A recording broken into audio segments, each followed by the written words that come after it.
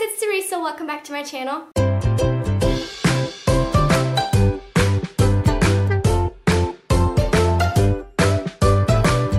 Today I'm gonna be finally filming my January wrap-up. I read altogether 10 books in January, which, considering my reading goal for the year is 120, is pretty much spot on. And overall, the month started off bad, got really good, and then ended pretty bad again. So so for this year I kind of want to do my wrap-ups a little bit differently in general, because I do tend to read quite a few books a month. I think it's better to sort of organize them not chronologically but by rating, so that you kind of, like a lot of other booktubers do, like start off with your worst rating and then work your way up to the best. So that's what I'm gonna do, and I'm also gonna start giving you some stats because I think it's interesting. I like watching those videos, and I don't know if you care, but here they are. In total, I read 3,906 pages in January. That comes down to about 126 on average a day, with an average rating of 3.2 stars, which is not too good actually. I was kind of disappointed with that. I read mainly thriller and fantasy this month, and also mainly adult books. There were like two non-adult? What's non-adult? There were 2 young adult books out of the 10. So I'll put something on the screen, possibly, maybe not, because I can't do it, but we shall see. So first I'm going to talk about my DNFs. There were 2 this month, which is pretty bad. I don't really tend to DNF books that much, but I just couldn't. I didn't want to do it, basically. And the first DNF is actually the very first book that I even picked up in 2018, so that's literally the worst way to start your reading year. The book was The Rook by Daniel O'Malley. It is sort of like an urban fantasy novel. It follows this woman called Myfanwy. I think it rhymes with Tiffany, so it should be Myfanwy. And she wakes up with no memories, but surrounded with by dead bodies. And then she figures out that she's actually part of this government organization fighting paranormal threats, and she herself has some powers, and the people were sent to kill her, and also she knew ahead of time that she was going to lose her memory, so she kind of prepared her own self for it. And it's a little all over the place, but initially it did sound interesting to me, and I don't know how far did I get. I read about 160 pages of it, which I consider quite a lot for a book I ended up DNFing, but I just did not care anymore, and I couldn't keep going. It was so boring. I just didn't care about anything that was happening, and in particular I was so annoyed at the info dumping, because there's literally whole chapters where Myfanwy, the old Myfanwy, tells the new Myfanwy about this world and this organization. It's literally just an info dump, whole chapters that are literally just an info dump, which was overkill by a lot. And then also I was really annoyed at this idea that just because she had lost all her memories, her personality was literally a 180-degree difference type of thing. Why? She constantly kept talking about her now and her before her memory loss as 2 separate people, and genuinely their personalities were also completely different, and she literally only boils this down to her having lost her memory because some things that had happened to her as a child had made her this way, and now that she doesn't recall them, she's not this way anymore. I don't know, but let me just tell you, I don't believe that all we are as person is the sum of our memories. That seems so simplified. That cannot be it, and it just was so obnoxious. I couldn't deal with it. I hated it. The second book I DNF'd this month was a YA novel, because I was in a fantasy craze and I literally just picked up anything fantasy, and this was unfortunately one of those. And that's Truth Witch by Susan Dennard. I'm sure everybody knows about this book. It's pretty famous. Many people like it. I don't think it has the super hype love type of fan base behind it, but it's definitely something that a lot of people enjoy, and I just don't understand why. I didn't like it at all. It was very boring. It's so uneventful, very juvenile, very straight up like run-of-the-mill normal YA fantasy, like just so uneventful, so unoriginal. And I genuinely was so confused by the magic system. It's basically like people have like can commune with one certain element and that makes them a certain type of witch. Well, not even element because she's a truth witch, but like one thing and that makes them that type of witch, but then there's so many subcategories and like just you can basically be an anything witch, it seems, and it's just so confusing, and I didn't care to read anymore. Plus the romance seemed very like vomit inducing, so I had to get out of there. Also, can I just quickly add that I don't like having two heroines, because the book starts off with the truth witch and her friend the thread witch, which I still don't know what that even means after like reading over 100 pages of this book and constantly being told that she's a freaking thread witch and there's like threads that bind and break and build, and like what does that even mean? But that's besides the point. I don't like having two heroines. I want to just like follow one person. I mean, they obviously can have friends and they should have friends and they should be like side characters, but I just like need one main person. There's no reason why they had to be two of them.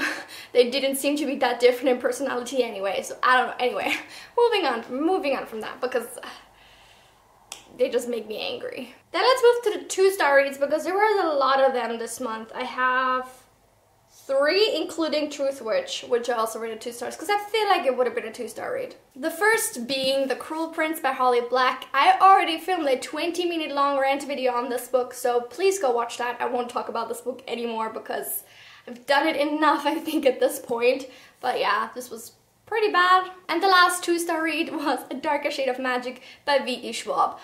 Don't come for me. I know everybody loves this book, but no, I didn't. Honestly, I just like don't see the appeal.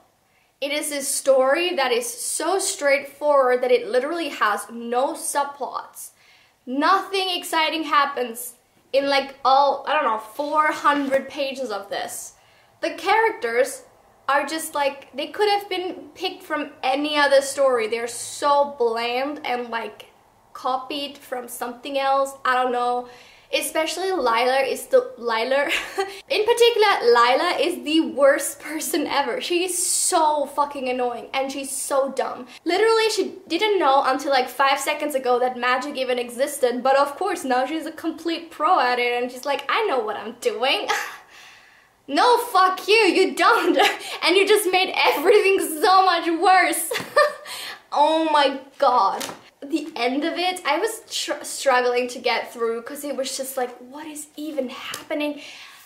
I talk about some spoilery plot developments on my Goodreads review, which if you want to hear about those or read about those, I will link it down below. I don't see what the things that happened at the end of the book. I'm like, what even?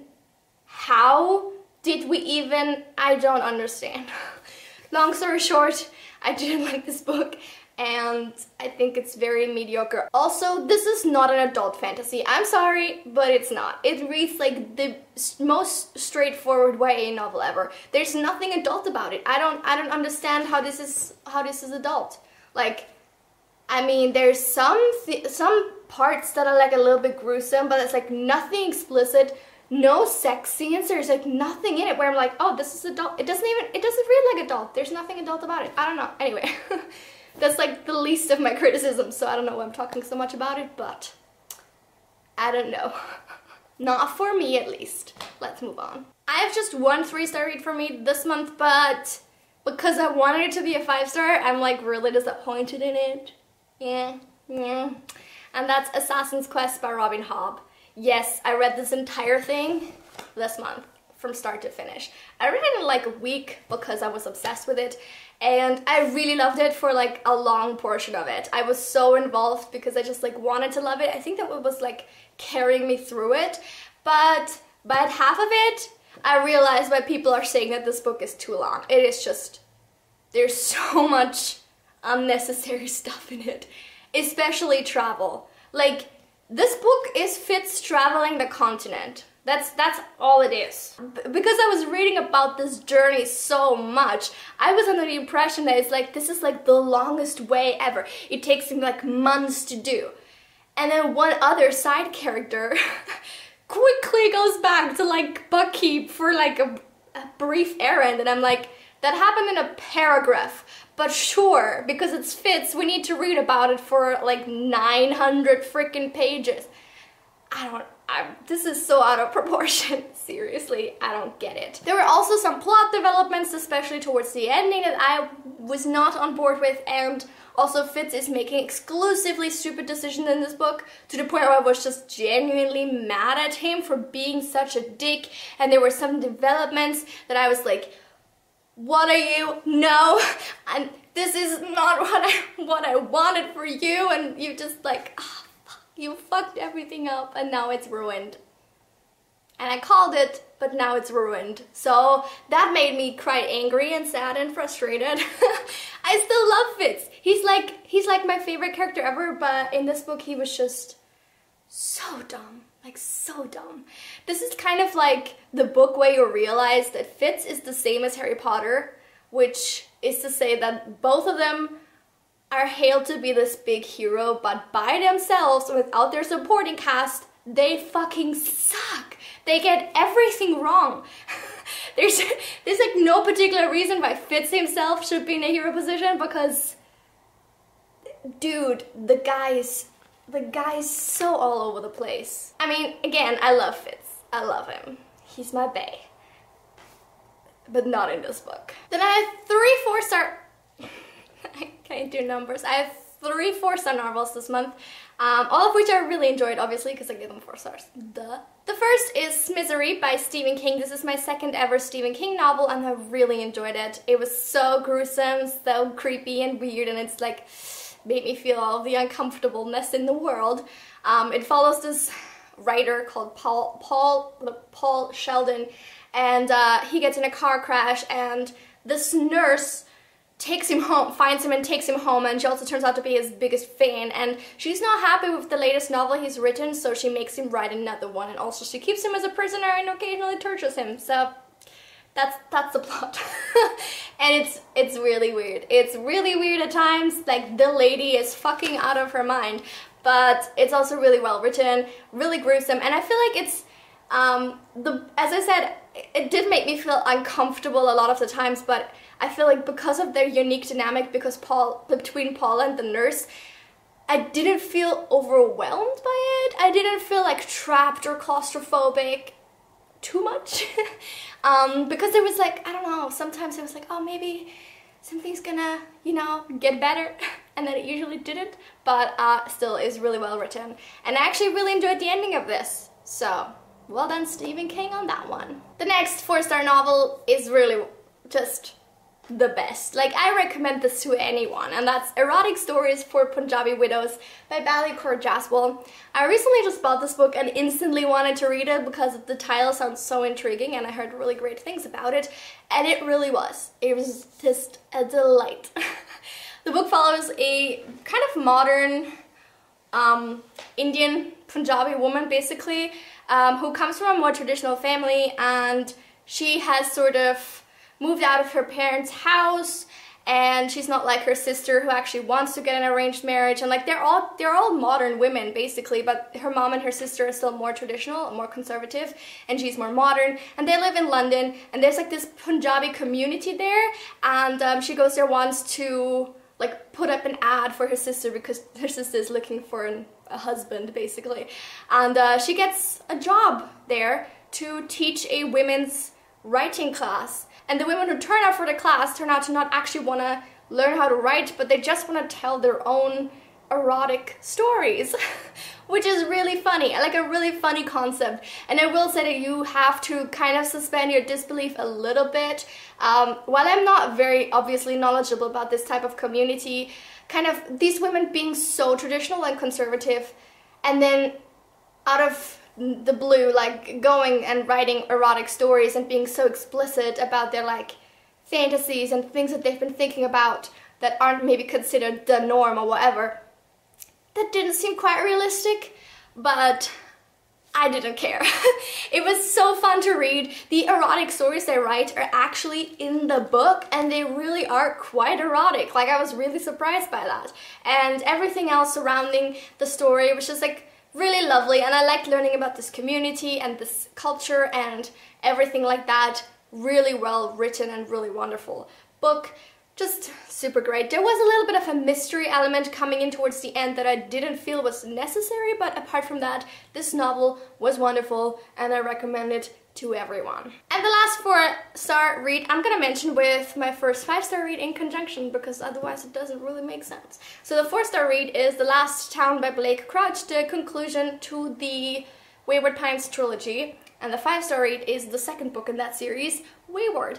I did a full review on this entire series right after I finished these 2 novels, so I will link that as well. This is magnificent, probably my new favorite series ever, and if you haven't read it yet, you have to. And finally, my second and last 5-star book of the month was The Name of the Wind by Patrick Rothfuss. This was the first of my Project TBR 2018 books that I read, and instantly I regretted not having read it sooner because it was such a delight. This is such a fantastic novel. Like, I was ready to give it 5 stars probably like halfway through. I was like, yes, I love it. Give me more. Like, let me live in this world forever. I don't think I need to explain too much about it. It's pretty famous. I love everything about it. I love Quoth. I love his like attitude. I love the like, I don't know, the pranks he plays on his teachers, and he's just like so precocious and like way too smart for everyone, and I don't know, I like that trope a lot. It's just like really fun to like pretend to be him, I guess, in that situation.